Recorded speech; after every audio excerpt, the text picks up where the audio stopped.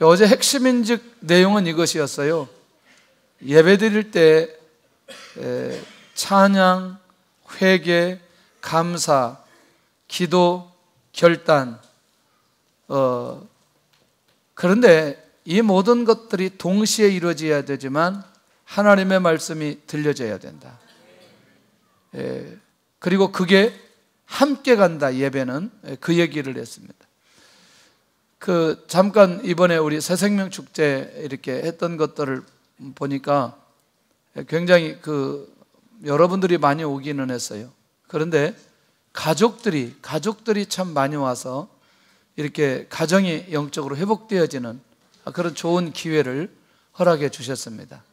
그러니까 오늘도 얘기 들어보니까 어떤 남편이 아내가 자꾸 다른 사람에게 전도하고 그러니까 당신 왜 그렇게 구걸하냐고 이렇게 하면서 자기가 나오기도 하고 뭐 이런 아주 재밌는 일들이 참 많이 있더라고요. 이게 우리가 전도하니까 하나님께서 우리의 가족의 식구들을 구원하시는 이런 것들을 좀 볼 수 있었습니다. 그래서 이번에 성지순례 가는 사역자가 오늘 결정이 됐어요. 그래서 사교구 구성면 목사님이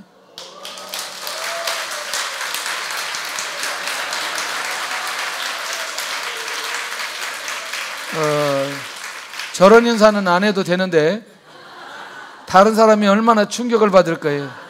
근데 믿음이 있었어요. 일단 왜냐하면 외국 한 번도 안 가봤는데 여권부터 만들었다고 그 믿음이 일단 있었어요. 그게 그 믿음을 하나님이 보시지 않았나 그런 생각이 들어요. 그렇게 하다가 가을에 보다가 가을에 신통치 않으면 마이너스 200점 뭐 하든지 또 그렇게 하면 또 원칙이 아니기 때문에 그러긴 한데 가을에도 잘하라 그 말이죠. 한번 따라하겠습니다. 강권적인 사랑. 결국에는 바울이 고백했던 내용 중에도 그 내용 속에서 고난 중에서도 장래의 영원한 영광을 소망하면서 지금까지 달려왔다고 4장에 고백하고 있습니다. 그러니까 고난을 극복할 수 있는 힘은 영원한 영광에 대한 소망이 그에게 있었다는 것이죠. 두 번째는 장차 신령한 몸 덧입기를 간절히 사모하면서 지금까지 사도의 삶을 살아왔다. 그러니까 좀 보니까 현재보다 어디에 집중했어요? 미래에 집중했어요. 그러니까 소망이 있어요. 소망이. 그러니까 소망이 있었기 때문에 현재 있는 상황을 극복하면서 갈 수 있었다는 것이죠. 그러니까 그러면 이 땅에 사는 동안에는 오직 무엇으로 살아야 된다? 믿음으로 살아야 된다. 지금 그리고 나는 믿음으로 행하고 있다. 이 얘기를 지금 앞에 4장 5장 앞에 있는 내용 가운데 바울 자신이 그렇게 이제 고백했던 내용이에요. 그러면 이 내용이 우리가 바울 사도를 볼 때에 거짓이에요? 진실이에요? 그렇죠. 지금까지 살아왔고 또 그렇게 살아갈 것이고 그러니 자신 있게 이 고백을 사도 바울이 하고 있는 것을 보게 됩니다. 자, 이제 여러분들 누구든지 이 땅에 사는데 어떤 목적을 가지고 살아가는데 그 사람이 살아가는 근간을 이루는 결정적 배경이 반드시 있어야 된다는 거죠. 이 결정적 배경이 내 안에 있는 사람은 오늘 사도 바울이 그렇게 하나님 앞에 고백하는 대로 결국 이런 사도의 삶을 살아가는데 오늘 전체를 묶어서 정리한다면 강권적인 그리스도의 사랑, 강권적인 하나님의 사랑이 사도 바울을 붙들고 있고 사도 바울을 사도로 살게 만들어주고 있고 그리고 사도 바울이 이 고백을 하고 있다는 것이죠. 강권적인 사랑.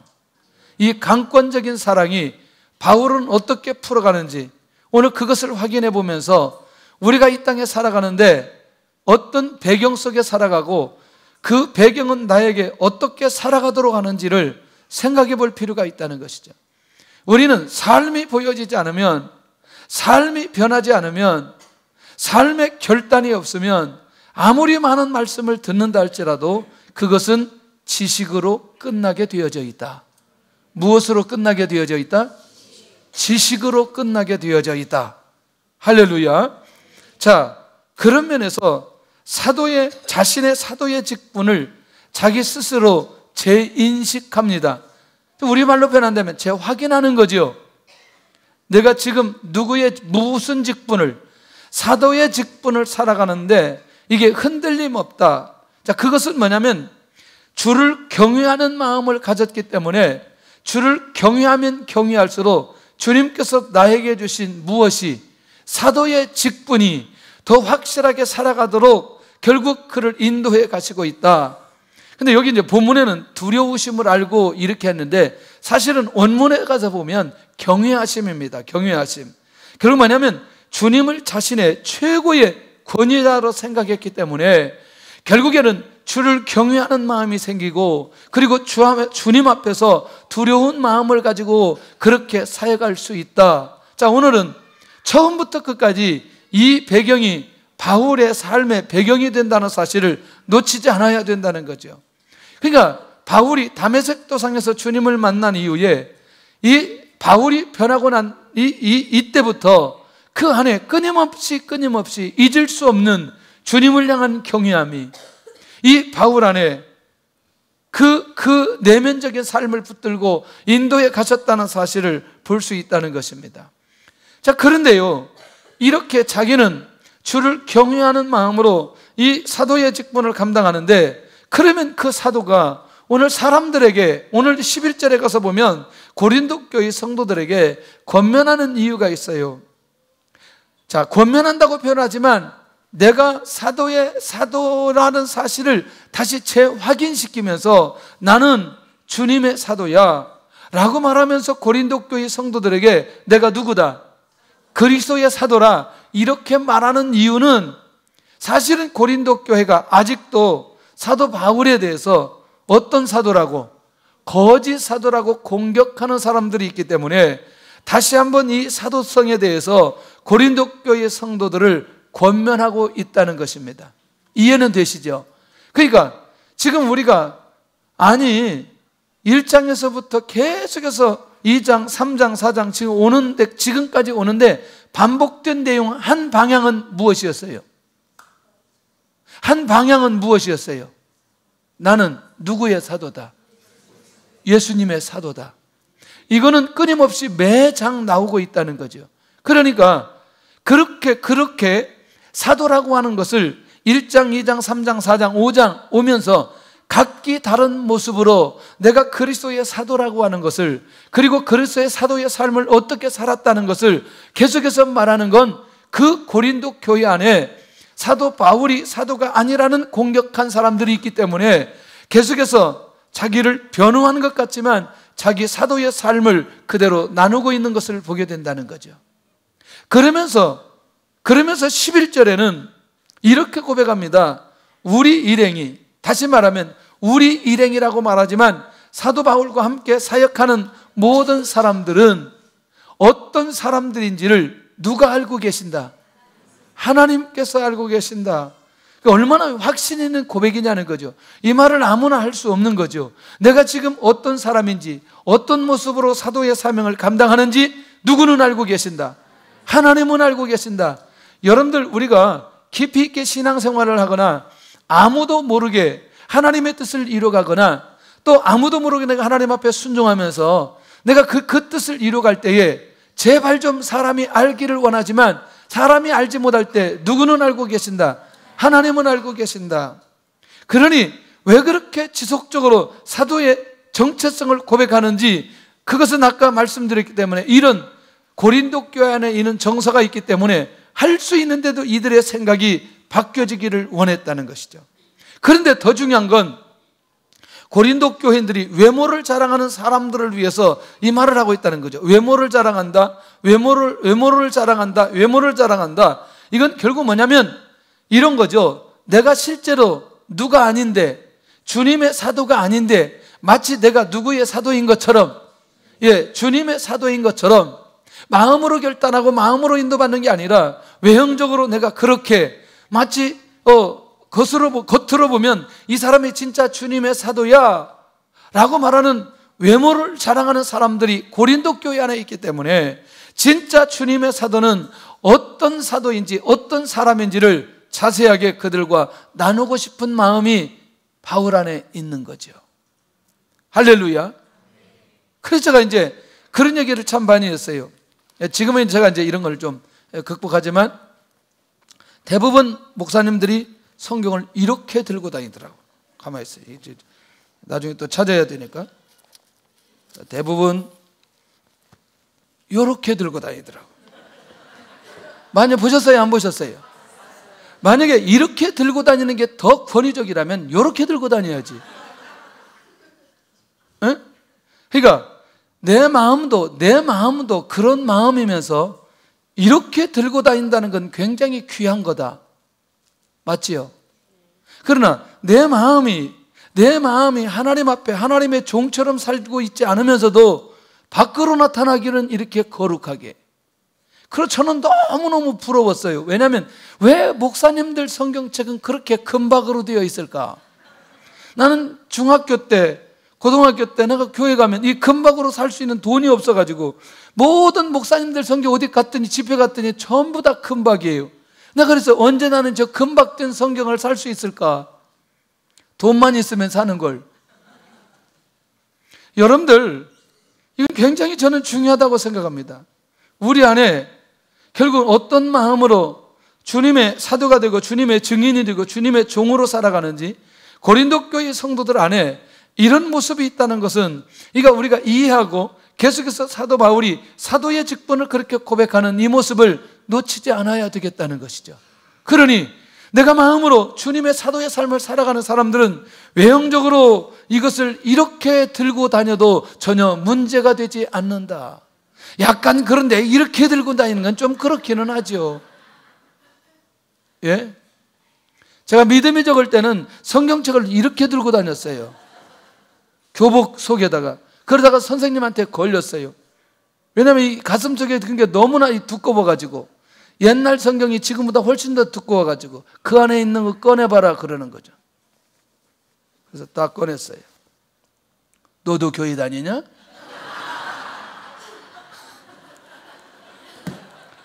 그렇게 말했던 선생님이 나중에 교회 나오셨어요.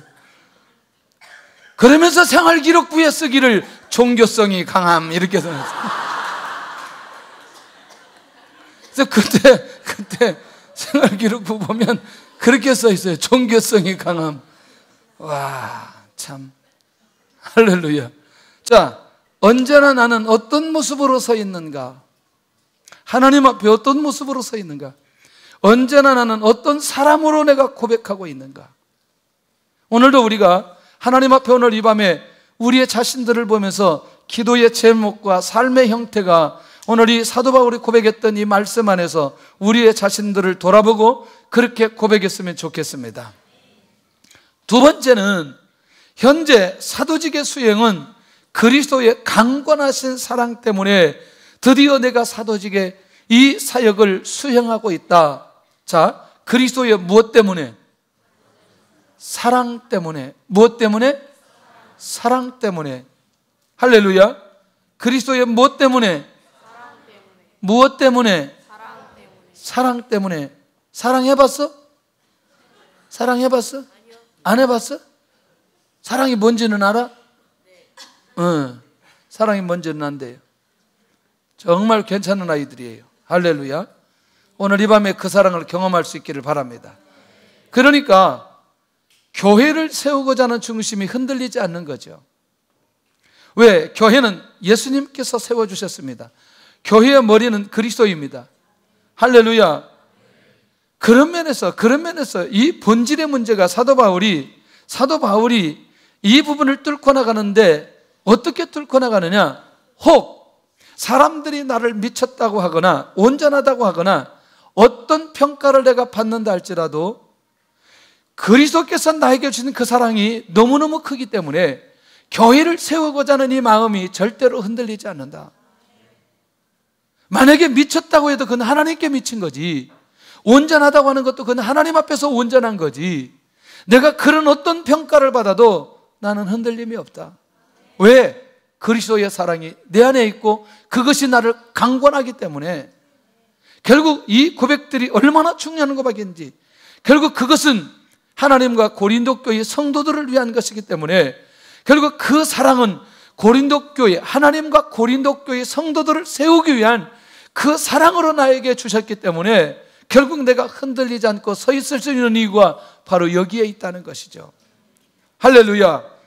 그러므로 두 번째는 그 그리스도의 강권하신 사랑 때문에 그리스도의 사랑으로 자기 안에 사명이 불타게 일어났다는 겁니다. 할렐루야. 자, 그럼 우리 14절을 보고 성경을 읽으면서 좀 봐야 이 내용이 좀 더 접근이 될 수 있습니다. 자, 14절 시작. 그리스도의 사랑이 우리를 강권하시도다. 우리가 생각하건대 한 사람이 모든 사람을 대신하여 죽었은즉 모든 사람이 죽은 것이라. 할렐루야. 할렐루야. 근데 너희들은 성경 찬송 안 가져왔어? 본래 안 들고 다녀? 저기 있어? 응? 저기 있어. 다음 주에는 다 들고 와야 돼. 여기 다 들고 와야 돼. 그 검사를 받을 거야. 오케이? 다음 주 다 검사할 거예요? 그리고 성경을 본문을 딱 펴놓고 성경을 안 보면 안 되죠. 어른들도 성경을 안 들고 핸드폰만 들고 다니고 그런 일이 없기를 바랍니다. 예배 시간에는 핸드폰 끄고 종 올릴 수 있으니까 성경을 꼭 들고 성경을 반드시 쳐다볼 수 있기를 바랍니다. 성경 봉독할 때는 반드시 입을 열어서 해야 돼요. 예, 저는 항상 얘기합니다. 외국 갈 때나 어디든지 반드시 성경 찬송을 들고 간다. 왜냐하면 제가 아이패드를 들고 가기 때문에 얼마든지 아이패드를 통해서 내가 성경을 볼 수 있어요. 핸드폰을 들고 다니기 때문에 얼마든지 볼 수 있어요. 그렇지만 내가 이 활자로 된 성경을 내가 보는 것도 내가 어떤 내 신앙과 하나님의 관계 속에서 말씀을 대하는 내 개인적 삶의 자세입니다.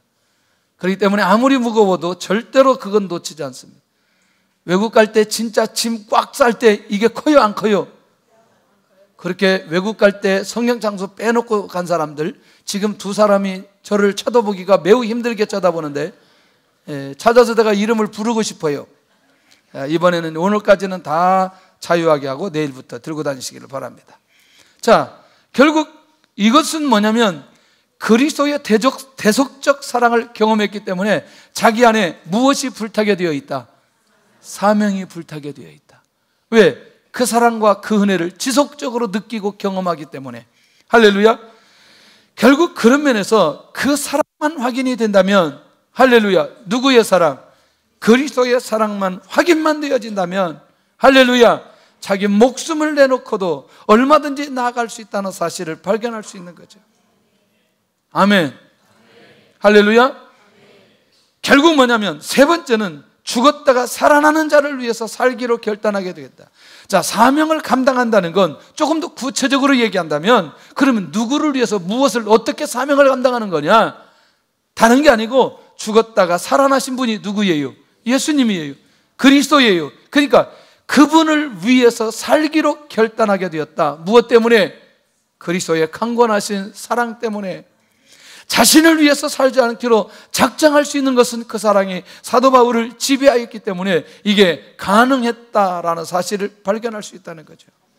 하나님의 일을 하다가 결국에는 주의 일을 하다가 하나님의 나라 위해서 선교지나 혹은 이 땅에서 매우 쉽지 않은 시간들을 보내고 어려운 상황 속에서도 그것을 극복할 수 있는 사람은 어떤 사람이냐면 그리스도의 사랑을 깊이 있게 경험하고 그 사랑이 나를 강권하는 사람은 절대로 힘들다고 말하지 않습니다. 그렇게 살다가 죽어도 하나님 앞에 감사하면서 주님 앞에 감사하면서 오히려 주님에게 위로를 받으며 인도받을 수 있다는 것이죠. 할렐루야. 정말 감사한 일이죠. 오늘도 우리 안에 그 그리스도의 강권하신 사랑 때문에 오늘도 주님을 위해서 살기로 결단하는 그런 믿음의 사람들이 우리 안에도 일어날 수 있기를 바랍니다. 할렐루야. 그리스도의 강권하신 사랑 때문에 우리 안에 이런 일들이 일어난다는 건 얼마나 감격적인 일일까. 다시 살아나게 하신 일을 위해서 살기로 결단한 사도, 그러니 지금 내가 사는 이 삶의 방법과 삶의 원리도 바로 그것 때문이라는 것이죠. 세 번째는 사도직 수용의 사역의 기준점은 뭐냐? 사도직을 감당하는데 그런 사역의 기준점이 뭐냐? 너무너무 귀했어요. 따라서 합시다. 세상적인 관점으로 그 누구도 평가하지 않았다. 근데 소리가 좀 무거워요. 세상적인 관점으로 그 누구도 평가하지 않았다. 아무도 육체대로 알지 않기로 작정했다. 굉장히 중요하죠. 이건 뭐냐면 외부의 조건에 의해서 사람을 판단하지 않았다는 거예요. 세상적인 관점에서 윤리나 도덕, 어떤 율법적 기준 속에 사람을 판단하지 않았다는 거죠. 그러니까 이 가치관이 사도 바울 안에 완전히 변해버렸던 것을 보게 된다는 거죠. 근데 그것이 이제 조금씩 하면서 우리에게 왜 그렇게 될 수밖에 없는지 그게 굉장히 중요하다는 거죠. 여러분들, 과거에 그 사람이 어떠한 죄를 지었다 할지라도, 어떤 허물이 있다 할지라도 이미 그 사람을 내가 육체로 보지 않는다는 건, 세상적인 관점으로 보지 않는다는 건 이미 예수 그리스도 안에서 그가 어떤 모습으로 지금 서 있는지, 이게 더 중요했다는 사실입니다. 자, 결국 뭐냐면 사도 바울이 이 두 번째가 매우 중요합니다. 세상적인 관점으로 사람을 바라보지 않았다. 할렐루야. 그런데 자기 자신이 과거에 예수님을 믿는 사람들을 핍박할 때에 자기가 어떤 사고가 자기에게 있었느냐? 분명히 예수님이 몸으로 이 땅에 오신 하나님께서 보내주신 메시아인데, 하나님께서 보내주신 메시아로 보지 않았고 오히려 그 메시아를 믿는 사람들을 잡아 죽였다. 과거에 자신도 예수님을 바라보는 그 시점이 그 세상적인 관점에서 이해했던 과거의 자기 삶이 있는 거죠. 이해되나요? 예수님을 믿고 구원받은 사람들에게 나타나는 특징 중에 하나는 세상적인 관점에서 사람을 바라보는 눈이 우리에게 있어서는 안 된다는 거죠. 그러니까 결국 우리는 이런 눈이어야 된다는, 어떤 사람이건 어떤 학생이건 어떤 청년이건 언젠가는 하나님께서, 지금은 영적으로 성숙하지 않았다 할지라도 반드시 하나님께서 은혜를 내려주시면 성숙하게 만들어 주신다는 그 믿음, 그 복음적 관점에서 우리가 접근해야 될 필요가 있다는 것이죠. 할렐루야. 참, 이 얘기 안 하려고 했는데, 우리 이번에 갔던 그 학교에 갔던 우리 청년 중에 하나가 너무너무 잘생겼어요. 자기들이 볼 때 너무너무 잘생겼어요. 그래서 그 진경여고에 가가지고 이 집회를 하는데요, 여학생들이 찬양을 안 하고 그 청년 앞에 가서 전부 다 사진 찍는다고 다 거기, 그걸 동영상으로 또 누가 찍었어. 이번에도 그 팀들이 그 청년을 만나기 위해서 다 왔어요 지금. 할렐루야. 얘들이 보니까 처녀인지 아줌마인지 학생인지 구분이 안 될 정도로 화장을 진하게 하고 입술을 아주 그냥 그렇게 그냥 엄청나게 칠하고 왔더라고. 저 왜 왔는가 너무너무 궁금했어요. 할렐루야. 그런데 그렇게 왔는데 중요한 건 어제 얘들 다 나오라고 해놓고 무릎 꿇어 가지고 무릎 꿇고 그다가 칭찬을 해줬죠. 너희들 정말 예쁜데 하나님의 귀한 인물들이 여기 다 있겠다. 여기 다 주의 일을 감당하는 사람들로 너희들을 만들어 주시기 위해서 오늘 불렀는데 다 무릎 꿇어. 그래서 다 무릎 꿇고 교수님들 나오라 그래가지고 다 기도시키고, 비록 지금은 다른 목적으로 왔지만 그렇게 왔다가 은혜 받고 뒤집어질 수 있다. 할렐루야. 저희들 안 잊어버릴 거예요. 선생님이 너무너무 고마워하시다. 비록 사람을 바라보고 그렇게 야, 우리 교회 청년 이렇게 인기가 있다는 걸 나는 그때 처음 알았어요. 이게 너무나 잘생겨도 문제예요. 할렐루야. 그럼 어떻게 하겠어? 뭐 사람이 잘생기려고 한 게 아니라 그렇게 나온 걸 어떻게 해? 이거 뭐 누구한테 뭐라 그래? 하나님 앞에 감사하게 생각해야지. 누구냐고 자꾸 궁금해하지 말고. 남자들이 많이 있어, 우리 청년들이 거기에. 자, 결국 뭐냐면 세상적인 관점에서 초월해야 된다는 부분들, 이 부분에 대해서 우리가 이해할 필요가 있다는 거죠. 그런데 저는 그렇게 보여지지가 않는 거죠. 언젠가는 이 아이들이 변하면 그리스도의 사명자로 바뀌어질 수 있다는 믿음이 생기더라고요. 그래도 하나님께서 이들을 사랑하셨기 때문에 이곳까지 오게 하신 것 아니냐는 거죠. 놀라운 비밀 하나 있어요. 타락해도 교회 밖에 안 나가도록 해야 돼요. 타락해도 교회 안에 타락하면 회복될 수 있는 가능성이 있다니까. 너무나 교회 와서 애들이 영적으로 성숙되지 않았다고 힘들어하지 마세요. 교회 다니는데 변하지 않는다고 너무너무 힘들어하지 마세요. 교회 안에서 타락하면 기회는 있어요. 그래도 교회 밖으로 나가니까 문제지. 저는 언제든지 그것을 간증합니다. 6명이 중학교 올라왔어요. 우리 초등학교 때 6명, 우리 친구들이 6명, 얘들은요, 하여튼 무조건 6명은 매번 주일 나와야 돼요. 왜냐하면 부모님들이 교회 나오는 분들이기 때문에 6명은 매주 나와야 돼요. 근데 중학교 들어가면서 다 떨어지고 저 혼자 남았어요. 이놈은 이래서 떨어지고 저놈은 저래서 떨어지고 지금까지 교회 안 다녀요. 끝까지 교회 안에 머무르니까 하나님께서 은혜 내려주시더라고요. 할렐루야. 그래서 우리는 아이들부터 시작해서 어른들에 이르기까지 이런 세상적 관점에서 사람을 보지 않아야 영혼을 보는 감각이 우리 안에 있게 되어진다는 거죠. 결국 하나님의 율법에서 떠나게 한 이단자로 예수 그리스도를 보았던 사도 바울이 그렇게 보았던 시점에도 있었다는 얘기입니다. 할렐루야. 우리가 사람을 보는 기준이 뭐나요? 저 사람이 예의를 잘 지키기 때문에, 저 사람이 너무너무 인격적이어서, 저 사람이 너무너무 나에게 돈을 잘 쓰니까, 저 사람이 너무너무 겸손하니까.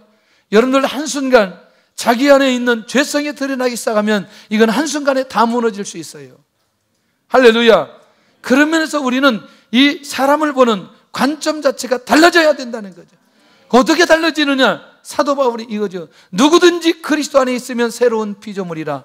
이전 것은 지나갔으니 보라 새 것이 되었도다. 결국 이게 사도 바울이 고백하는 사역의 기준점이었다는 것이죠. 이전 것은 지나갔으니 보라 무엇이 되었도다. 새 것이 되었도다. 그러니 과거를 바라보면서 정죄하지 않게 되어졌다는 거죠. 새로운 피조물이다. 누구 안에서? 예수 그리스도 안에서 새로운 피조물이 되었다는 그 확신이 바울 안에 있기 때문에 자기가 사역을 수행하면서 많은 사람들을 만날 때 세상적 관점에서 사람을 바라보자는 그 시선이 바울 안에 있었다는 거죠. 할렐루야. 정말 사역할 때 재밌는 건 특별히 청년들이나 학생들 또는 우리가 예수님 믿지 않다가 예수님 믿고 변하는 이런 모습들을 보면 정말 감격적이죠. 저런 사람들이 이렇게 변해서 하나님 앞에 믿음의 사람으로 그렇게 세워진 걸 보면 너무너무 감사한 거죠. 그때 영적으로 성숙되지 않았다고 그냥 잘라버린다면 이게 어떻게 될 것이냐. 그러나 여러분들 놀랍게도 그리스도 안에 있는 사람들은 반드시 하나님께서 새로운 은혜를 베풀어 주시고 주님이 그 사람의 과거를 묻지 않는데 왜 우리가 그 사람의 과거를 물으면서 율법적으로 정죄해야 되느냐는 거죠.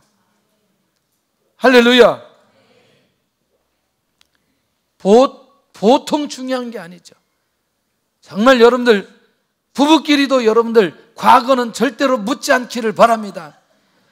과거에 어떤 여자 만났느냐 이렇게 묻지 마세요. 그냥 자기하고 산 것만 감사하게 생각하세요. 안 도망가고 자기 집에 들어오는 것만 해도 감사하게 생각하고. 할렐루야. 그 아내가 누구를 어떤 사람 만났는가 중요하지 않아요. 그냥 할렐루야 나하고 사는 것만 감사하게 생각해. 왜 아멘들을 안 하는지 나 이게 정말. 그렇다고 해서 오늘 지금 이걸 뭐 따져보겠어요? 집에 가서 뭐 따져봐야 뭐 다 뻔한 거지. 할렐루야. 보고만 해서 깨어있기를 바랍니다. 할렐루야. 할렐루야. 그래서 우리도 아이들을 많이 격려할 필요가 있어요. 예. 한번 따라서 합시다. 과거를 보면서 정죄하지 않는 그리스도인이 되자. 그리스도인이 되자. 자, 우리가 이렇게 섰다가도 넘어지지 않아요. 한순간에 넘어집니다. 그때 우리는 그리스도의 사랑으로 다시 손을 잡아 하나님의 은혜 가운데 회개 자리로 인도해야 될 필요가 있다는 거죠. 왜냐하면 그가 넘어지고 난 이후에 너무너무 힘들게 어렵게 시간을 보내고 있기 때문에 그때 다시 그리스도의 사랑으로 잡아서 우리 함께 천국 가야 되는 이 놀라운 축복의 자리에 제외되지 않도록 항상 그렇게 공동체를 만들어 가야 될 필요가 있다는 것이죠. 바울 안에 강권적인 그리스도의 사랑이 내 안에 있을 때에 이게 가능한 것 아니냐는 거죠. 왜? 사도 바울도 누가 그를 위해서 죽으셨어요? 주님이 그를 위해서 죽으셨어요. 나도 나를 위해서 주님이 죽으셨고, 오늘 그렇게 과거에 그렇게 해결되지 않은 그것 때문에 힘들어하는 그 사람도 주님이 그를 위해서 죽으셨다는 거죠. 왜 주님이 수치를 다 당하셨는데, 주님이 다 갚아주셨는데, 왜 주님이 갚아주신 것을 우리가 그것을 용서하지 못하고 우리가 그 빛을 우리가 갚으려고 하는 이런 의식들이 우리 안에 있으면 안 된다는 거죠. 할렐루야. 우리 안에 이런 새로움이 있기를 원합니다. 결국 그러니까 사람을 보는 가치관이 사도 바울 안에는 완전히 달라졌다는 거예요. 완전히 달라졌다는 거죠. 놀랍지 않아요? 그러니 누구를 보든 어떤 상황 속에서도 새로운 피조물이다, 이렇게 생각하는 거죠. 그러니 결국 이렇게 사역의 가치 규정이 이렇게 있으니 누구도 바울 사도가 그 영혼을 버릴 수 없다는 거죠. 버릴 수 없다는 거죠. 나는 기억이가 운동장에서 그렇게 왜소하게 저게 비리비리 해가지고 공도 못 차고 이런 애가 저렇게 찬양인도 할 줄 몰랐어요. 나는 내가 아무리 믿음이 있다고 해도 거기까지는 안 보이더라고 이게. 그런데 나는 어제 보면서 깜짝 놀랐어요. 이야, 이것도 운동장에서, 중학교 때 와서 축구했어요. 중학교 때 와서. 참, 그런데 학과장 교수님이 학생들이 너무너무 좋아한대요. 그 분위기를 다 잡는데 얘를 싫어하는 사람이 하나도 없다는 거죠. 그러니 어젯밤에도 밥을 먹을 때 누가 목사님 옆에 앉아서 먹을래 그랬더니 기억이가 와서 먼저, 그러면서 자기 먹고 싶은 거 다 물어보는 거죠. 목사님, 콜라 좀 더 먹어도 되나요? 뭐지, 그건 뭐 누가 못 먹게 했어요. 막 갖다 먹고 막. 참, 사람은 수십 번 변하게 되어 있어요. 아무도 알 수 없는 거예요. 여러분 기대하시기를 바랍니다. 우리 주변에 있는 사람들, 우리의 자녀들이 언젠가는 하나님 앞에서 그런 모습으로 세워질 줄로 믿습니다. 할렐루야.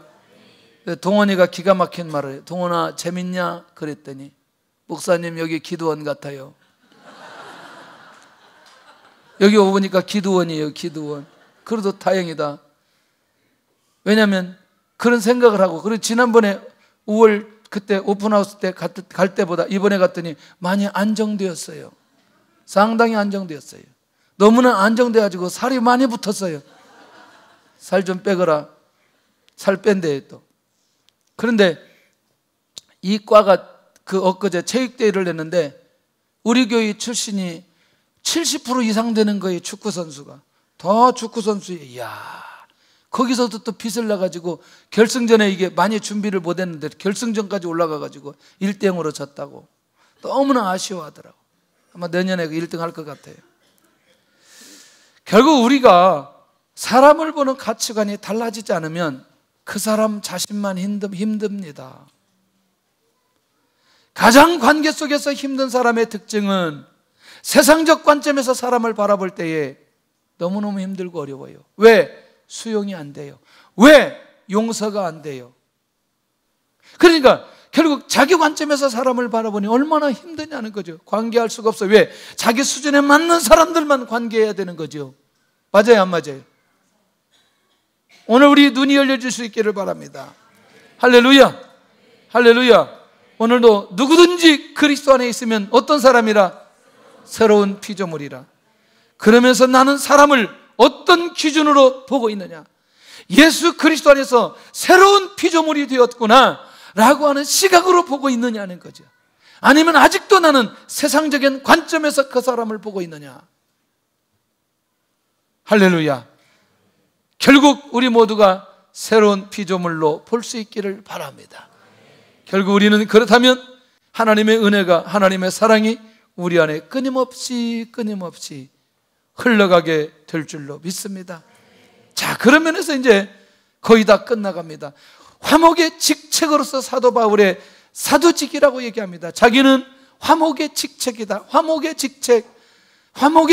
조금 더 가볼게요. 전도자들에게 화목의 직책을 주셨다, 이렇게 고백하고 있습니다. 자, 그러면 그리스도인들에게 화목케 하는 직책을 위임하신 건데 결국 이것을 어떻게 우리가 감당할 수 있느냐? 죄로 죽었던 사람이 예수님 믿고 구원받음으로 그와 하나님의 관계를 회복시켰어요. 그것을 하나님의 관계와 하나님과 그 사람의 관계가 무엇이 되었다? 화목하게 되어졌다. 그러니 이것은 무엇으로만 가능하다? 복음으로만 가능하다. 그러면 복음이 가능하도록 하기 위해서 어떻게 해야 되느냐? 전도라고 하는 이 기가 막힌 무기를 통해서 생명의 복음을 증감으로 그와 하나님의 관계를 화목케 하는 직책을 사도 바울도 주었고 저와 여러분들도 주셨다는 사실이 얼마나 놀라운 일인지. 오늘도 우리에게 사도 바울이 자신에게 줬던 이 화목한 직책을 끊임없이 목숨 걸고 그가 감당했던 것처럼 오늘도 이 직책을 감당하는 그런 사명을 우리가 감당할 수 있기를 바랍니다. 할렐루야. 그런 면에서 새생명 축제는 매주 새생명 축제를 해야 되는 거예요. 왜? 화목케 하는 직책을 우리에게 허락해 주셨기 때문에. 할렐루야. 정말 감사하죠. 각 교구별로 정말 애를 썼는데 주께서 교구별로 큰 은혜를 내려주실 줄로 믿습니다. 할렐루야. 주의 역사가 일어나게 될 줄로 믿습니다. 그래서 뭐 이런 마음도 들어요. 우리가 매 전도만 하고 뭐 쉬지도 못하게 하는데 올 가을에는 좀 우리 새생명 축제 끝나고 교구별로 좀 바람 좀 쐬러 가면 어떻겠나 이런 생각도 들어요. 저기 뭐 그 시기에 따라서 저쪽 강원도 쪽에 이 단풍이 많이 들었으니까 단풍이라도 구경 한번 하고 바람 좀 확 넣어가지고 배가 굉장히 불러지도록 이렇게 하고. 할렐루야.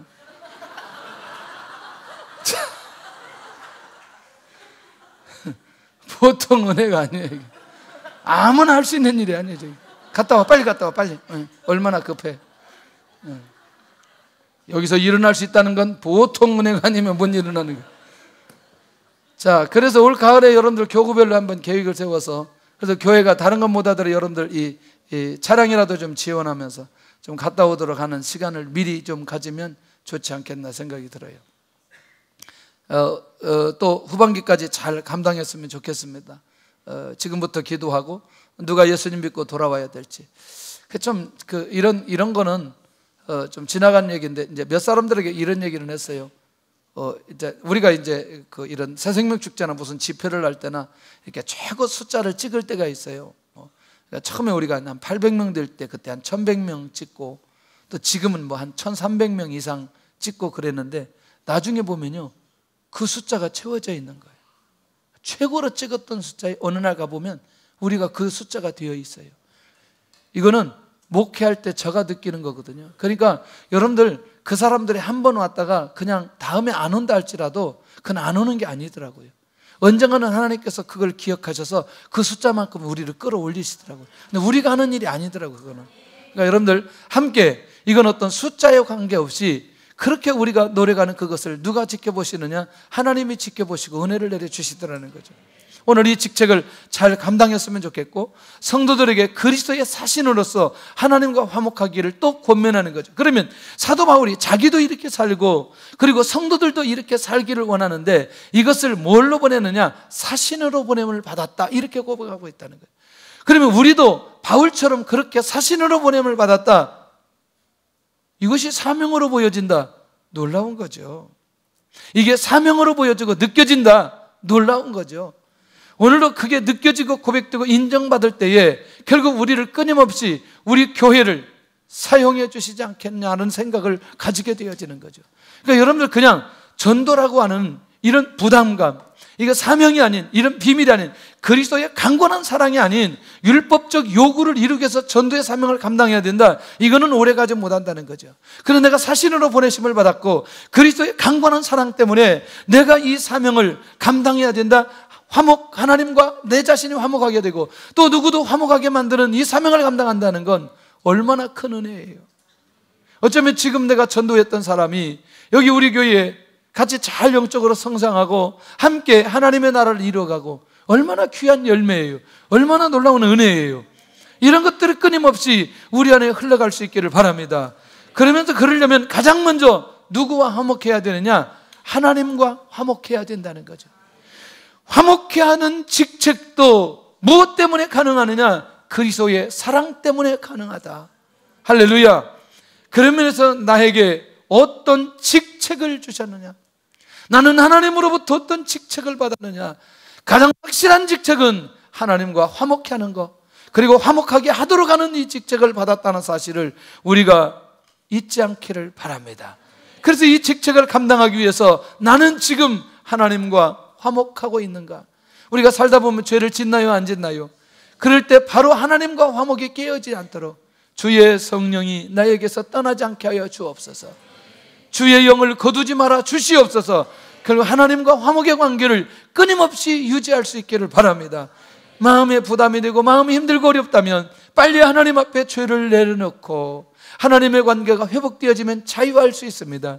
다시 그리스도의 강건한 사랑을 또 느끼게 되어진다는 거죠. 그런 면에서 나는 어떤 사랑으로 살고 있나? 나는 정말 바울이 고백한 대로 그 그리스도의 사랑으로 얼마든지 죄를 지어도 끊임없이 나를 받아주시고 나의 죄를 용서하여 주시고 나를 이렇게 화목케 하는 직책까지도 감당하도록 이 은혜를 주셨다면 하나님의 은혜와 사랑이 우리의 삶 속에 잊혀져서는 안 된다는 거죠. 할렐루야. 그 사랑의 결과로 나는 지금 어떤 열매가 있는가, 어떤 열매를 맺혀지고 있는가, 어떤 열매를 맺어야 되는가, 그것은 열매는 결과입니다. 누가 맺게 하시느냐? 하나님께서 맺게 해 주신다는 거죠. 강권하시는 그리스도의 사랑이, 강권하시는 그리스도의 사랑이 우리 모든 삶의 형태를 지배하고 인도해가는 우리 성도들이 되시기를 예수님의 이름으로 축원합니다.